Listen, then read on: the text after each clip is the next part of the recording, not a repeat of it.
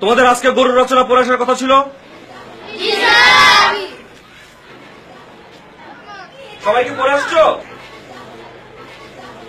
এই এই বলছো, এই কি করতেছিলাম?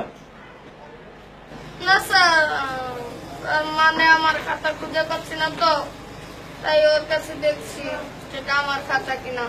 এই তুমি খাতা নিয়েছো? স্যার, ও না মিথ্যা কথা বলছে, আসলে সে খাতাই আনেনি। আচ্ছা আমি বুঝতে পেরেছি, বসো তুমি। বল্টু, তুমি আমার সাথে বাদরামি করো। আজকে তোমাকে আমি বুঝাবো কত ধানে কত চাল। একটা শর্তে তোমাকে আমি মাফ করতে পারি, তুমি যদি সবার সামনে গরুর রচনাটা গড়গড় করে বলে দিতে পারো তাহলে তোমার সব শাস্তি মাফ। বলো। গরু একটি গৃহপালিত পশু, কিন্তু এরা গৃহপালিত পশু হলেও গৃহে এদের পাওয়া যায় না। তবে কুরবানির সময় হাটে অনেক গরু ওঠে। কুরবানি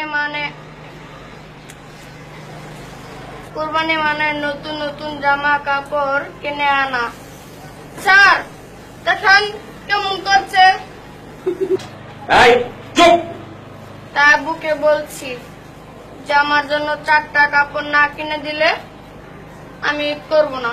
আর আম্মু বলেছে ঈদে ডিপ ফ্রিজ না কিনে আনলে নানুর বাসায় চলে যাবে, তাই আমার ইচ্ছে পূরণ হলো না। আর ঈদের সময় গরুর গোশত খাবো আর স্যারকে দাওয়াত দেব।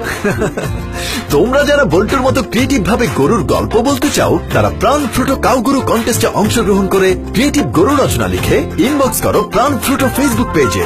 আর তাদের মধ্যে সেরা 100 জন কাউ গরু পাবে প্রাণ ফ্রুটোর পক্ষ থেকে কোরবানির ঈদের বাজার।